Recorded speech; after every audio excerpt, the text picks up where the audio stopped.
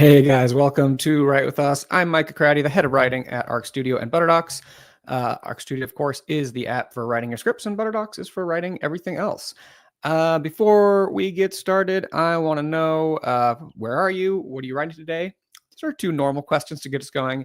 And then our third question that seems appropriate for this, the first Write With This of the year of 2025, is what are your 2025 writing goals? I want to know. I think it helps at the start of the year just to kind of concretely say, because I feel like a lot of times people have like a vague thing, like, I'd like to write more, or I want to do this or something, but just be like, I want to finish this script, this project, I want to write a pilot, another movie, etc.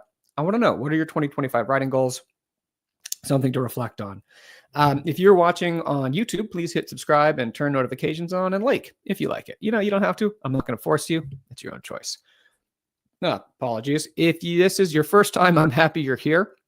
This is Write With Us, and if you're wondering what is Write With Us, well, we're gonna do some writing sprints. We're gonna do a 15-minute writing sprint. We're gonna do a 25-minute writing sprint, and then at the end, we're going to do a 20 to 30-minute writing sprint, kind of depending on how much time we have and how much we end up chatting today. Because during the breaks, we like to talk about writing things, particularly screenwriting questions. If you have any, drop them in the chat. I'll answer to the best of my ability. I also love when you guys chime in with your own answers, and it's gonna be pretty great. And then, of course, during the second break, I'm going to show the sandwich of the week, which if you're wondering what the sandwich of the week is, you got to wait till the second break. So to answer these three questions myself, I'm in LA, which normally I say like I'm in sunny LA or something, but right now I am in like wildfire choked LA. I am not in any of the evacuation zones, but like I'm not that far from one of them. So the air quality is pretty bad. So a couple things on that. One, apologies if I cough or something during this, because I can feel it, just like the air is really bad right now. And two, if something happens where like the internet or power goes out suddenly or something, I apologize in advance, but there are wildfires, 3 big ones happening currently in Los Angeles, and there's not much I can do about that. If you're also in LA, I hope you're safe, and I hope you're not too affected. I've had some friends and stuff who are evacuated, and some people who have left kind of voluntarily just because of like air quality, especially people with young kids. It seems like everyone's going down to San Diego right now, but I'm okay so far, and it looks like I'll be okay. But yeah, just to say that in advance. So what are my writing goals? I actually wrote this in the forum. If you want to check it out, in the community forum, to get there in Arc Studio, you just click community on the desk in Arc Studio, and I have a little post here. What are your screenwriting goals for 2025? Yeah, we got some answers in here. I'd love for you to get in there and share yours as well. Kind of having it in a permanent place, I think, can help you be a little more accountable. I want to finish these feature and pilot scripts that I'm working on and write a new feature and a new pilot before 2025 ends. So a lot of writing that I want to get done this year. So I also want to know what your goals are. So yeah, let me do that. Let's see here. We got people from all over. Elia from Italy, Teji from San Jose, writing your novel. Fantastic. And Happy New Year. Oh yeah. So big announcement for me in the new year. Also, just to say up front, I got married. So there's now a Mrs. Write With Us, which is pretty exciting. We just did kind of like a little courthouse ceremony in Santa Barbara over the holiday break. But yeah, that's what's going on in my life. Wanted to share that with y'all. Jessica, welcome. Writing a couple shorts and finishing and start screenplays, write a book. Big goals for this year. David Sanders from North Dakota, gonna miss the first bit coming back. All right, your goal is 6 screenplays. Wait, like 6 full-length screenplays, David? How are you gonna? Or you're like writing short films? That makes sense, because like 6 is so many. But learning, reading, and growing, fantastic. Teji, 2025, I want to finish this first draft and get some beta readers on it. Fantastic. That's a great goal. Cash, welcome back, man, in Texas, writing your script after the goal. Cash posted on the forum about his goals, and we were talking about them. And his goal now is to finish your feature script. That sounds awesome. Thanks, Jeff. Yeah, like I said, not in the evacuation zone, but close enough for like the air quality and stuff. Tiffany in London, working on a graphic novel using Arc. Awesome. Cool. Sid in Chicago, welcome back. Get to LA on Tuesday. Hope you can be okay. Yeah, hopefully by the time you get here on Tuesday, the things will be better and the air quality will be better. It's kind of crazy. Like fires in January is not, I'm grown up in Southern California. It's not a normal thing for us, but we've had no rain and just had this huge windstorm. So yeah, it's kind of scary. Allison, also a couple of English people, or people in England at least, joining us today, working on a TV miniseries. Totally a newbie, so hoping to learn lots. Allison, thank you so much for coming. I hope you have a great time. I hope you'll get a lot of writing done. Again, if you have questions about anything that you're working on, feel free to drop them in the chat and we can chat about them later. Annie, hey, welcome back from Toronto. January goals: finish short story script writing and send it to a couple directors, screenwriters for feedback. Awesome. Thank you. Tej, appreciate that. And another London people. We got like a whole little English contingent here. Awesome. Trying to finish all your drafts. I'm guessing this year is what the end of that sentence says here. Ilya, writing a short story tonight. Goals for 2025. Lots of writing, mostly short stories, scripts for features, and starting a book. That's awesome. By the way, the starting a book thing, I mentioned this a couple times on Write With Us, but later this month, we're starting a new writing show like this, but just for writing books. It's going to be called Let's Write Books. When we started Write With Us, it was kind of a combined thing for Arc Studio, which is a screenwriting app, and Butterdoc, which is more for like writing novels. And it was for both. But as Write With Us developed, it kind of became more and more about scripts and writing, movies and pilots and short films. And so I wanted to start a new program kind of just for books called Let's Write Books. And I'm going to be writing a novel from scratch too, and kind of going through the process. So Ilya, if you can, you should join for that. And everyone else who's writing a book, if you want to join for that as well. I think it's going to be like Monday mornings, probably like 10 a.m. Pacific time. So it'll be like 3 hours earlier than this, and on Mondays. That time might change, but that's kind of the current thing here. Denise in Nashville, welcome back. Yeah, you got relatives here. Yes. A lot of people affected. Finished for a draft of my pilot, then walk through the 6 classes info you did, see if I'm on point. Cool. I mean, she's referring to the kind of how to write a pilot series I did, which is also on this YouTube channel. If you just like click on the channel, you can find it in there in the videos. It can be helpful to look at them as you're going to, but I think you've already seen some of that stuff too. But yeah, it can help as you go. Neffy from Seaside. Yeah. The air is so bad, especially because there's just like multiple fires. So I'm on the kind of the east side of town. So there's the fire in like Altadena and Pasadena affecting me. And then there's people on the west side too, closer to like the Palisades fire. And then there's one up in Sylmar, lots of fires. Okay. And then it's so funny. Now I'm catching up, I believe, to the point where I mentioned that I got married, because people are sending in the congratulations. And thank you everyone so much. I appreciate that. I love this community. I love how supportive you guys are. It's something I look forward to every week. Thanks, Jeff. And Happy New Year's. Working on a feature thriller. My goal are to write a couple new feature scripts, also up into a Christmas script over the holidays. Fantastic, Jeff. Oh man, that is so awesome. Way to go. I'm very happy for you. Great. Lots of people saying congrats and everything in there. I love it. Appreciate you guys. Kathy, writing for Chicago, goals are to finish short film screenplay in progress, write as many shorts, micro shorts as I can this year. Cool.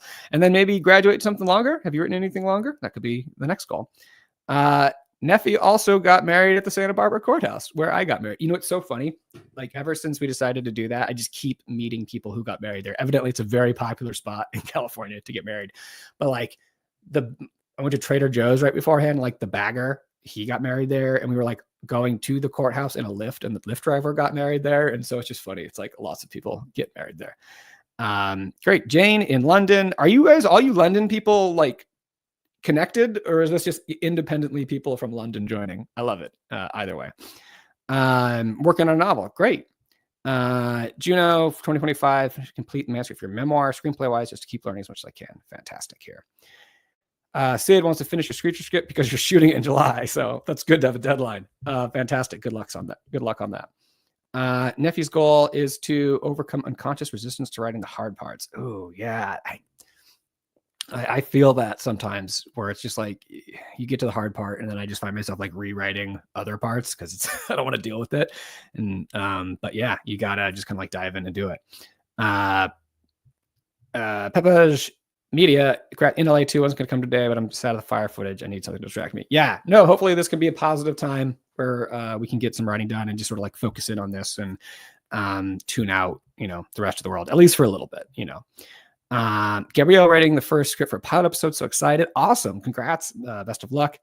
And Kathy's goal is going to be feature scripts next year. Great. And it turns out all these London people are just independently. I think the great thing is if any of you London people wanted to like start like a writers group or something, you're like all in London. Although it's a big city, so I don't know. You guys could be very far apart from each other. My knowledge of like English geography, funnily enough, is completely based on football, as they would say in England, or soccer, as I would say, just like where the different clubs are, like North London and West London and stuff like that. Anyways, all right, cool.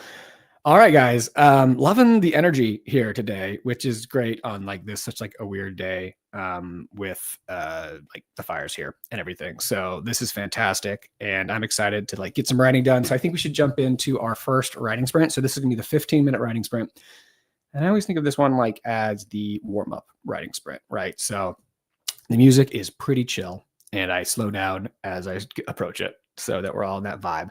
And it can be really helpful just to kind of read over where you were, just kind of get in the right headspace, maybe read up to where you were last time, or just kind of figure out what it is, maybe do some free writing, whatever your approach is, and just kind of like get in the writing zone. So I'm going to put 15 minutes on the clock, and then we'll check back in on the other side. Again, if you have any writing questions that you want to talk about today, feel free to drop them in the chat, and we can chat about them after the sprint. But here we go. 15 minutes on the clock. Catch you guys on the other side.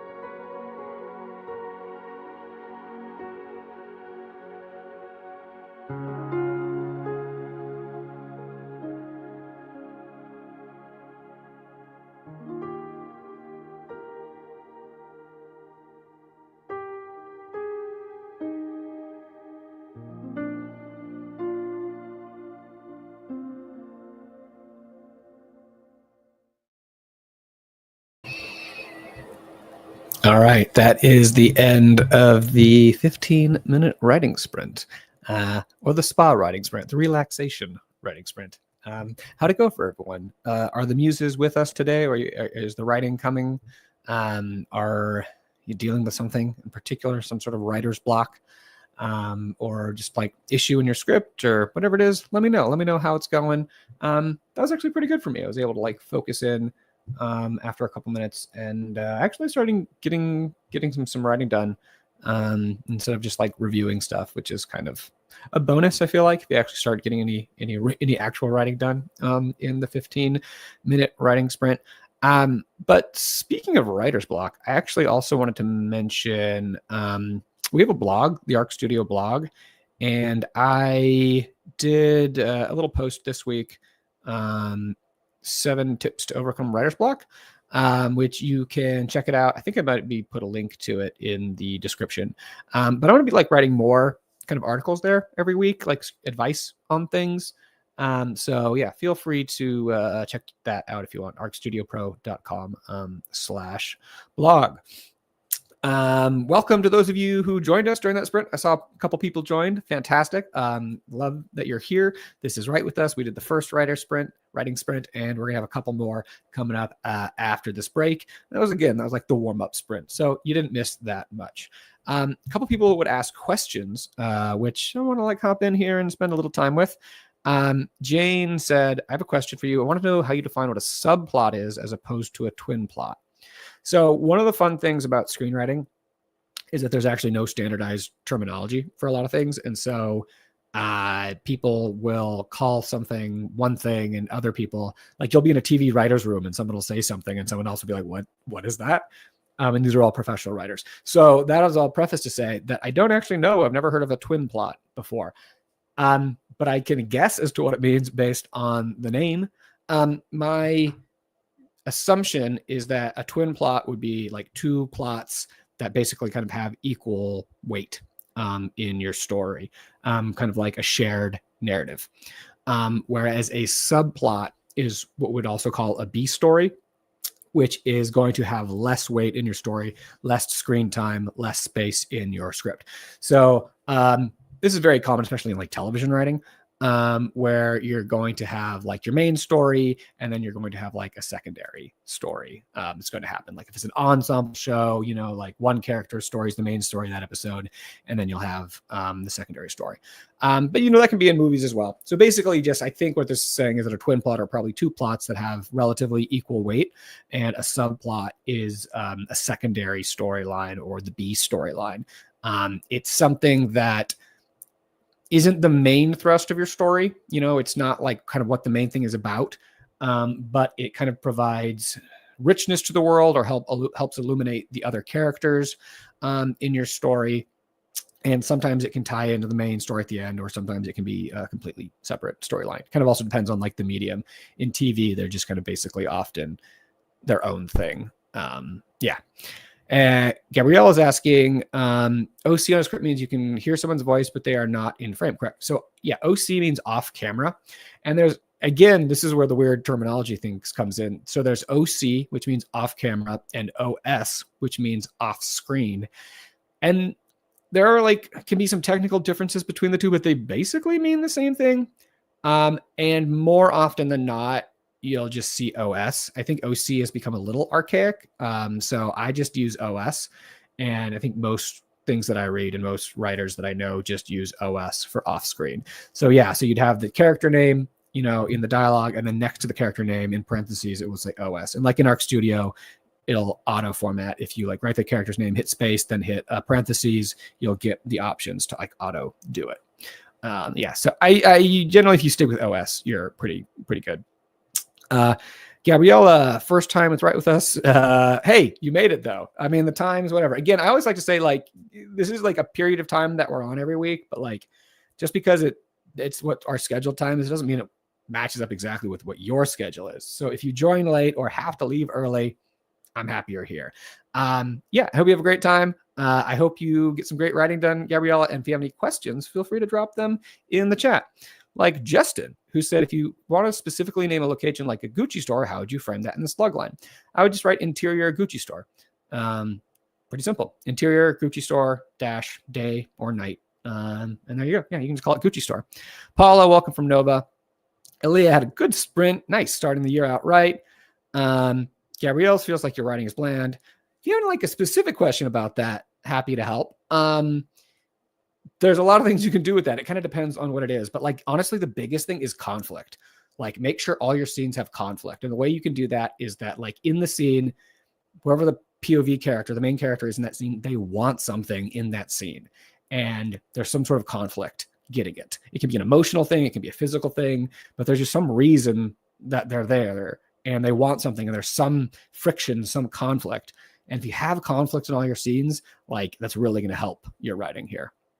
Juno's just doing some rereading and adding a bit at the end, like the second sprint. Yeah, just kind of getting set up for that. Cash, kind of like similar. Oh, reworking some changes. David, this is David's goal he was talking about. He has 6 features, 2 months for each one. I wrote 4 in 2024 with the goal of 1 page a day. My goal, this is 3 pages a day, should be able to do it. All right.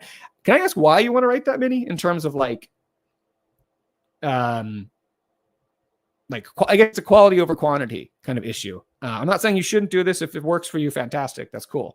I'm just kind of curious as like why this is your approach. Personally, because I can't write that fast to write anything good, at least that fast. So I'm impressed by your speed, but I kind of wonder why do you want to have 6 features instead of just having like 1 or 2 that you really focus on? Yeah. All right. Denise was also asking, what do you think about split screens for 2 characters' conversations? I don't have a strong opinion on that. I think that goes to style, right? And so it really is going to depend on like what it is you're writing, the tone of it, the style. I remember there was like this sitcom that was around a few years ago, and like part of it was just like there's these 3 guys who were friends. And like every episode they were commuting to get, like they're all commuting to work separately, and they would just have like a conference call together, and they would all be on the screen. Right. And so I think it'd be like 3 at once sometimes, or sometimes it'd be 2, 1, 3, but it was part of the format of the show. So it like made sense in there. So that was like more than I was used to seeing it. So if it makes sense for what you're writing, like, I think it's fine. You don't necessarily always have to though, say that. Like oftentimes if I'm doing a phone call where we're going to see both people, so it's not just like they're just their voice and one we're seeing them, I'll use an intercut. So basically you'll start with the first screen, then use the transition in the bottom right, intercut with, and then the other scene, and then you can just write them all out together. So you don't have to specifically say like, at this moment we're seeing this person, at this moment we're seeing that person. So you can either specifically say split screen and then we're doing it, or you can just use an intercut, and the person reading it can kind of like in their brain figure out kind of like where it's going back and forth. All right. One more question and then let's move forward, and because we can talk more later here. But Gabrielle's asking, the first 5 minutes, my main character doesn't talk. I'm trying to use visuals to interest the audience, but I worry because I'm new to this, it won't be great. Would you recommend using the story circle for every time you write to keep the structure path of storyline, or can you allow writing to flow wherever it goes? Is that like Dan Harmon's story circle, I'm assuming you're talking about? So I think I feel like you kind of got 2 questions in there. One about not having dialogue in the first 5 minutes, and then one about like using the structure. So I'll answer those separately. There are plenty of amazing screenplays that don't have talking in the beginning. I mean, you think about like the beginning of Up, right? Where it's just that silent montage, and it like is one of the most beautiful things ever. Or the opening of There Will Be Blood. So you can certainly do a lot without characters talking. It's hard, to pull off, but like, I'm not going to say that you can't do that. I think it's still like, you still need to show the characters though, even though they're not talking. So basically, like, I wouldn't have just like, people just sort of like staring off at a sunset a lot or doing kind of things like that. Like storytelling, like film and TV is a visual medium. So you don't need words. I think a lot of times people think about like, oh, screenwriters, they write the dialogue. No, we're telling a story, and we do it in a visual medium. So as long as you're telling the story and you're telling an engaging story in those first 5 minutes, like, you don't necessarily need to have anyone talking. But it just make it clear that like we know what the conflict is, that we know what these characters want, what they're doing, what they're trying to achieve, what they're feeling. Like if you can get that across visually, then that's fine. You don't have to use dialogue. I'm not a prescriptive person. I don't like telling people what to do, what the rules are. Just trying to give some advice and guide, just some advice. As to the second point about using the story circle, there are a lot of different like forms and formats. I tend to use those things. I kind of learned screenwriting ad hoc. I just like read and wrote things. I didn't go to school. I didn't read screenwriting books. And so I've always sort of held form loosely. I think those kind of things can be very helpful. I would just say that like, you're not like shackled to them. You don't have to exactly follow those, because like most stories actually don't perfectly follow whatever kind of formula that you're trying to use for them. So you can definitely feel free to go off on your own for that. Right. So like, yeah, Tiffany was always asking, do you have a famous favorite template? And not just for me, for everyone, because some people do like these and they find them very helpful. I personally don't use them that much. In general, I just feel like every 10, 12 pages, just like have a big change kind of happen is what most structure, comes down to. I do love to have a big midpoint. I think that's very helpful. I like to have a moment kind of in the middle where like everything changes. And the first half kind of leads up to that. And the second half is the repercussions of that. And that's kind of how I think of story structure. But like, there are certainly things, like in inciting incidents, you want to kick your story off. You want to have escalations. You want to have things develop and twists. You want to like oftentimes have, it comes to a climax and denouement. But again, those are things I think you hold loosely. And you don't have to be like, okay, on page this needs to happen. So that's my personal things on that. Yeah, no, this is great. Andy's talking about The Taste of Things, which is a beautiful movie. I actually watched on an airplane, and it's mostly just people cooking in the French kitchen in like the 1800s, I think. I'm not exactly sure. In the past sometime where they're using just fire and they weren't using electricity. And it's a beautiful story. And you understood, what these people felt though, without much the use of much dialogue. And I felt it was very engaging and very passionate and very beautiful. So there's all different forms of storytelling. I'm not going to say you should use one over the other. It's also beautiful. I love food movies. That's like one of my favorite genres of movies is food movies. There's some fantastic food movies, like Big Night. If you guys have seen that, is a great food movie. So, all right. Okay. I think now we should go and move on to the next writing sprint, because I've been talking a lot, and that's not good when the air quality is bad. So we're going to do the 25-minute writing sprint right now. If you have more questions or anything, feel free, drop them in the chat, and we can talk more about it in the next break. But this is a 25-minute writing sprint. I feel like this is the meat of it. This is the heart of it. This is where we get into it.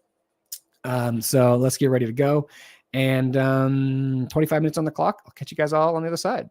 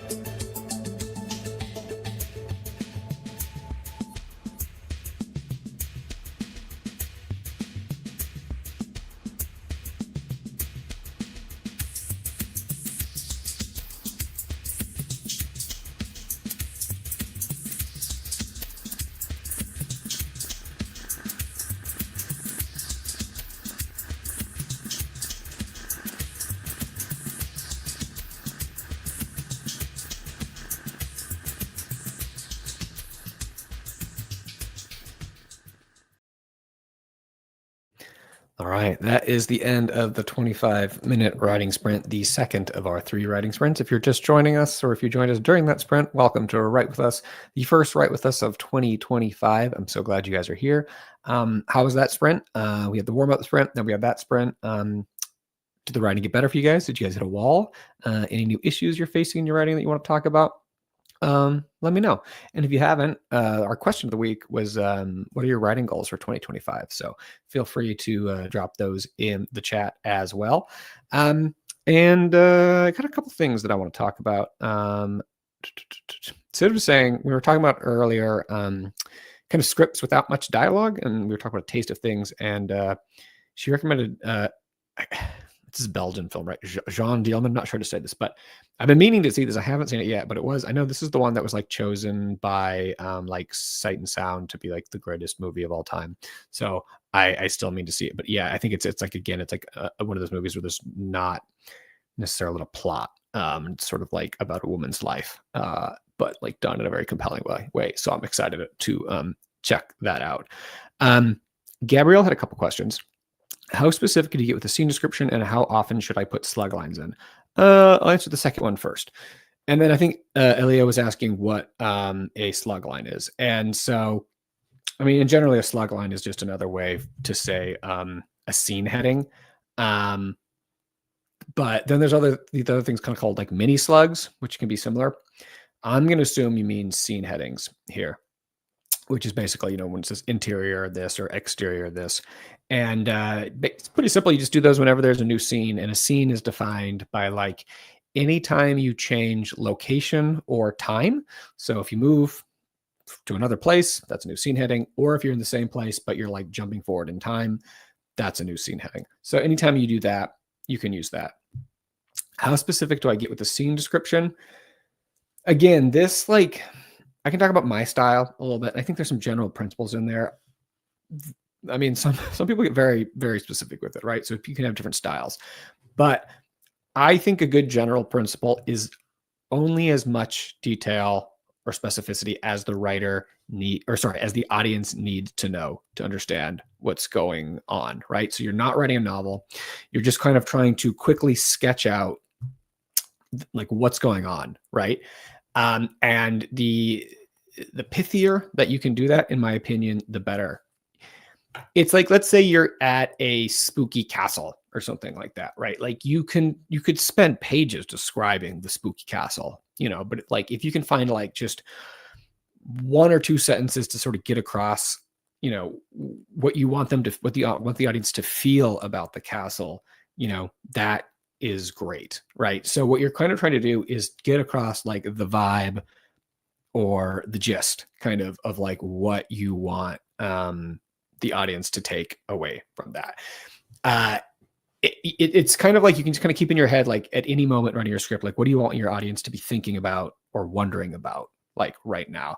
And so with like descriptions, I think that's a great way kind of approaching it. It's just like, it's the same thing also with like character intros. When you like describe a character, like what's the thing about this character, that you want them to take away about it. Like it doesn't necessarily have to be like physical description so much as like, again, hate to keep using the word vibe, but like what they are, like if they're intimidating, if the the person, like, you wouldn't sit next to them on the subway for some reason, or like whatever it is, like trying to just get across the vibe of it is more important than like the detail of it. So if you can do that like pithier, then I think, that would be very helpful. And kind of, this is also similar. Should add shot directions. Okay, so this is the thing. I think this is like a common issue that people deal with, right? The answer to this is both yes and no. And by that, I mean, you don't need to be like zoom in on, pan up on, like pan or, pan to, or up on, or like those kind of things.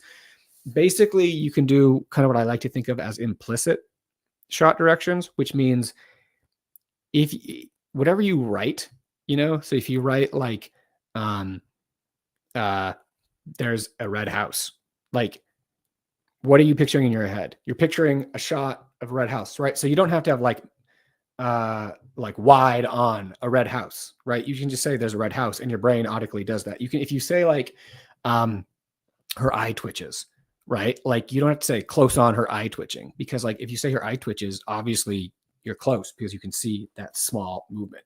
So if you can think of like the eye as the camera, then that's kind of what, in terms of like shot directions, you do, which is like, what do you want the whoever's reading your script to be seeing as you write it, right? Like, so if you say, if it's the Grand Canyon stretches in the distance, like, okay, we know that's a wide shot, right? Like it's kind of implicit in how it is. So yeah, just think about the eye, I think, is a good way to do that. Yeah, cool. All right, so what else did I want to say? David was talking about like why he's writing so many movie scripts, and he's trying to find your voice and style. It doesn't have to be new features. It might take 2 months to focus on a rewrite if I want to find one more to work on. Okay, that's interesting. Cool. I like that. I mean, like that's a good way to find your voice and your style, is to write a lot. That's cool. All right, so this is the second break. So it is now time for the sandwich of the week, which is basically, if you're new, every week I just show my favorite sandwich that I made that week. And it's just a thing that I do because I love sandwiches. That's right. Leah knows what's up. And this is it. Hello, sandwich. This is the sandwich of the week. This is a bread. This is, I feel like bread's usually the thing that changes the most in these sandwiches, I'm going to be honest with myself. This is like a cranberry walnut bread, which I used to get all the time. And then I kind of got sick of it around the time I think I started doing sandwich of the week. So I don't even know if I've shown this bread before. If I have, it's been a long time. But I got it again recently. And so I just thought like, yeah, it's kind of nice. And I feel like those berries in there kind of have like a turn, like, I don't know, like something that has to do with something you might have on New Year's or Christmas or something like that. So this is the sandwich of the week. We got turkey pickle, greens, tomato, avocado, mayo, mustard, cheddar cheese. It was a solid sandwich, I think. Not like the best sandwich probably that we've had of all times. Like, this was a beautiful one. This was the last one, I think, before the break. I'm just showing this because like maybe we have new people who haven't seen like some of the good sandwiches that we've had in the past. What do we got here? What's this one? Yeah. Ooh, look at that thick bread. Anyways, those are the sandwich of the weeks. Wait. So this one is a cranberry walnut bread. This one was a ciabatta bread. This one was I think this was just like a good classic sourdough bread. But I eat a lot of carbs. I'm trying to like cut back a little bit, but I love bread so much. It's one of my favorite things again. There we go. Yeah, no, sandwich highlight reel. I feel like sometimes it's just like good to like look at some of the sandwiches from the past, right? Like, why does a sandwich only have to live once? Yeah. Oh, no, that's great. Yeah, cranberry turkey. I hadn't even thought about that, but like that is like it's the classic Thanksgiving combo here. Sweet and savory. Yeah, I'm a huge sweet and savory. Like, give me that combo every time. So big bread. Oh yeah, that's this one. That's the that's the big boy bread right there. Well, I think also the difference between this one is that I sliced this myself and this was a pre-sliced loaf. So like if it's the thinner one, it's because I didn't cut it with my own eye. Sandwiches that came before them. I love that. I just made some lentil bread, gluten-free. Interesting. I've never had lentil bread. We have I had lentil soup kind of with frequency, but I don't know. Is it good, Neffy? Is that something I should try? Let me know. All right, cool. What do we got? All right, we're gonna do the last sprint now. And again, we're doing a 20-minute sprint here because we kind of gone a little long, but we've just been having so much fun. We're doing Right With Us next week. So arcstudiopro.com/events. If you want to RSVP, I think there should be a link in the description as well. So you can do it there. But again, it'll be same time, same place, right here. Assuming Los Angeles is still standing next week. And now I actually want to knock on wood because I said that. It's weird. I'm so superstitious, which is funny because I'm like not like I don't really like believe in a lot of those things, but for some reason, bad luck is like the only thing I believe in. So I want to knock on wood again for that. Yeah, no, I mean, you gotta have a good serrated knife. It's just more like it's the one, probably need to get my knives sharpened. And two, it's just like eyeing it, sometimes like I do a better job. And it's also like how much bread remains. I'm sorry for the sandwich talk, guys. I just get excited about sandwiches and you're like, I just want to like work on my script. But like sometimes when you're slicing it yourself, you like get down to the end and you're like, okay, like I think what happened with this one was that it wasn't enough for two sandwiches, but it was too much for one sandwich.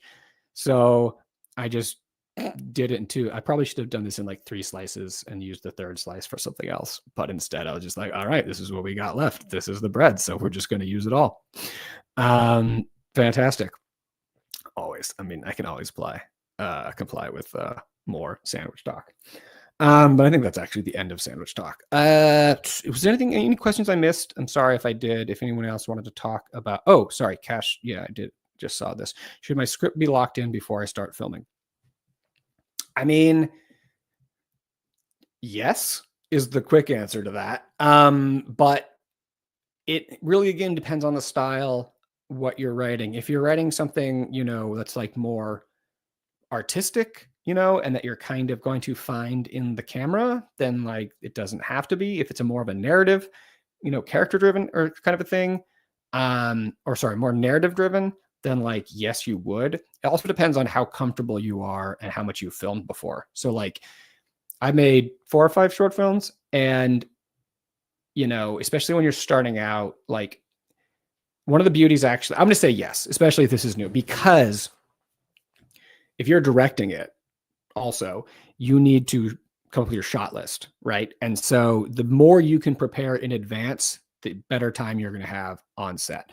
So if you have the script locked, if you can even rehearse with your cast, if you can like, basically when you come up with your shot list, what you're kind of doing is editing the movie in your head. Like you watch it in your head and you're like, okay, we're gonna have this shot and then this shot and then this shot. And then you just film those shots and that makes it much easier. So especially if you haven't done much filmmaking, I would say do as much prep as you can in the beginning. And then like, honestly, like that will give you more freedom on set. Like I think preparation actually doesn't lock you in on things. It's like, it gives you a better handle on what you're doing. So therefore you actually have more freedom to vary from that because you understand what it is you're doing. So I would say, yes, you should lock your script in. You should rehearse with your cast unless it's like an improv heavy thing. You should have a shot list that you've worked on. Yeah, that's what I would say for that. All right, great. Anything else? Okay, question on writers groups. This is an interesting thing because a little over a year ago, through Arc Studio, I actually sent out a big survey for people who are interested in writers groups, and I kind of tried to form them, and only like one ended up happening because it's just like it's really hard to match people up. If there's a great demand for that, we could do it again. I would say though, in general, the biggest thing is finding people who are similar to you in their commitment and also in their ability level. They don't have to be the exact same. They could be a little less experienced or a little more experienced. But you kind of want everyone to be relatively on the same page, or else it's really not going to work out, because then the people who are more experienced are like not really going to come. And the people who are less experienced might feel bad about their writing and not want to share. So I would say, yeah, you try to find people who are similar to you in your commitment level. I would also say, try not to make it like, if you can have a 4-person writers group that's very committed, that's fantastic. I knew other people, I've been in writers groups a lot in my like 20s and early 30s, because I'm now in my late 30s. And I found them incredibly helpful. Not only for getting feedback on your own work, but also I think giving feedback on other people's work is really how you learn, because it's so much easier to see problems in other people's writing than it is to see them in your own writing. So yeah, Gabrielle, seconding what I was saying here, writers group with a couple friends who are on the same wavelength as me. It's great. Yeah. Best choice I've ever made. I think this is important. Like this sentence, I'm in a writer's group, it could be followed up by many things, but best choice ever made is the seal of approval. That is to say, like, if y'all wanted to try to have us form writers groups, we could do it. Again, in the past, it's been hard to sort of do it from the outside. They're best formed organically. But again, we have the community. Community, you can access it through the Arc Studio on the desktop. You click community. It doesn't get a lot of use yet, but I'm hoping eventually people will use that, to create community. I'll also say about the community forum, I'm going to be posting more now on it, like basically like kind of prompts every day and stuff on there. We're going to give it a shot. And then because there's only a few people who really kind of use it actively, we're going to shut it down if it doesn't get a ton of use. So, yeah, if you want, check it out. I'm like posting things kind of regularly to respond to, and you can respond to each other and, form groups and all that kind of stuff. But it is a resource for you guys there if you want it, but if you don't, no worries. Okay. We're going to now do, again, oh my gosh, we're like gone so long. So I'm going to do the last sprint now. Again, if you have to leave, no worries, because we're gone kind of long here. We did a lot of talking today, which makes sense. It's the new year, Thank you, everyone who came. I hope you enjoyed it. I hope you got some good writing done, maybe learned some stuff. Please come back next week if you want. It's going to be a great time. And if you have to leave during the sprint, please just say goodbye in the chat. Let me know how your writing went today. And I hope to see you all next week. If you hang around to the very end, I'll say final farewells there. I think this is worth highlighting before we go. The key to a writer's group is respect. We know that we're all there to grow. We understand that feedback isn't personal. Yes, I think that's fantastic. You have to be able to give good notes in a respectful manner, but you also have to be able to receive notes. I think that's such an important skill if you want to be a screenwriter, is to learn how to get notes, because most of screenwriting, someone's going to be paying you or buying your thing, and that gives them the right to sort of tell you what to do. And you have to be comfortable with that. If people see that you can't handle getting notes well, then you're going to have a lot of trouble. So practicing being good at getting notes. I love getting good notes. I love getting notes because it's like people helping me make my thing better for free. And like, what a wonderful gift that is. And even bad notes can be helpful. And maybe next time I'll talk about the note behind the note if you haven't heard me talk about that. Anyways, so here we go. 20 minutes on the clock. If you have to leave, no worries. And if you want to stay to the end, I'll say my final goodbyes. But thanks everyone for coming. It was a lot of fun today. All right, here we go.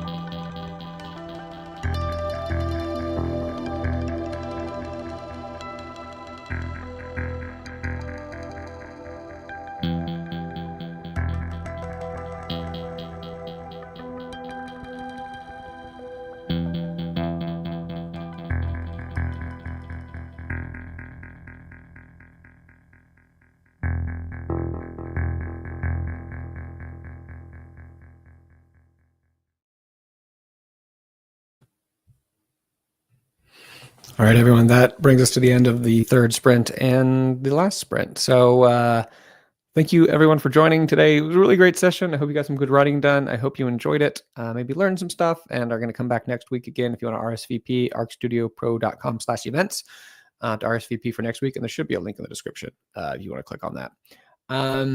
But yeah, all right, that's it for me. I'm going to sign off. I'll see you all next week. Thank you so much for coming. Yeah, I hope you had a great time. Take care of yourselves. Be kind to yourselves, and happy writing, everybody. I'll see you later.